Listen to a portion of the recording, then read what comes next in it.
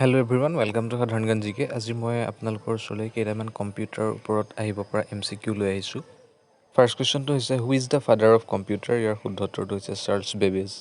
Next question, what is the full form of CPU? ইয়াৰ শুদ্ধ উত্তৰটো হৈছে central processing unit. Next question, which of the following language does the computer understand? ইয়াৰ শুদ্ধ উত্তৰটো হৈছে only binary language. Next question, which of the following is the brain of the computer?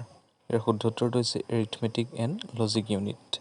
Next question, which of the following is not a characteristic of a computer? ইয়াৰ শুদ্ধ উত্তৰটো হৈছে intelligence quantity. Next question, which of the following is the smallest unit of data in a computer? ইয়াৰ শুদ্ধ উত্তৰটো হৈছে bit. Next question, which of the following is designed to control the operation of a computer? ইয়াৰ শুদ্ধ উত্তৰটো হৈছে system software. Next question, which of the following are physical devices of a computer? ইয়াৰ শুদ্ধ উত্তৰটো হৈছে hardware.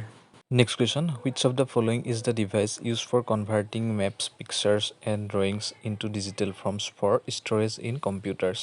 ইয়াৰ শুদ্ধ উত্তৰটো হৈছে Digitizer. Next question, which of the following is not a type of computer on the basis of operation? ইয়াৰ শুদ্ধ উত্তৰটো হৈছে remote. Next question, one nibble is equivalent to how many bits? ইয়াৰ শুদ্ধ উত্তৰ হৈছে 4. 4 bitsত 1 nibble হয়।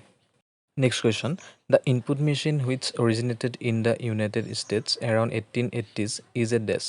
ইয়াৰ শুদ্ধ উত্তৰটো হৈছে keyboard. Next question, which of the following can access the server? ইয়াৰ শুদ্ধ উত্তৰটো হৈছে web client. Next question, in which year Microsoft was founded? ইয়াৰ শুদ্ধ উত্তৰটো হৈছে 1975. Next question, which of the following type of computer is mostly used for automatic operation? ইয়াৰ শুদ্ধ উত্তৰটো হৈছে hybrid computer.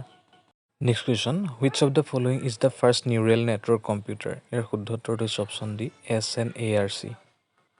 Next question, which of the following service allows a user to log into another computer somewhere on the internet? ইয়াৰ শুদ্ধ উত্তৰটো হৈছে Telnet.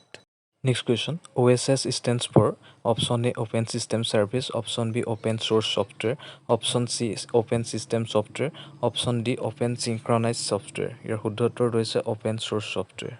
Next question, public domain software is usually option A system supported, option B source supported, option C community supported, option D programmer supported. ইয়াৰ শুদ্ধ উত্তৰটো হৈছে community supported. Next question, which of the following is not a way of acquiring software? ইয়াৰ শুদ্ধ উত্তৰটো হৈছে option D duplicating the software.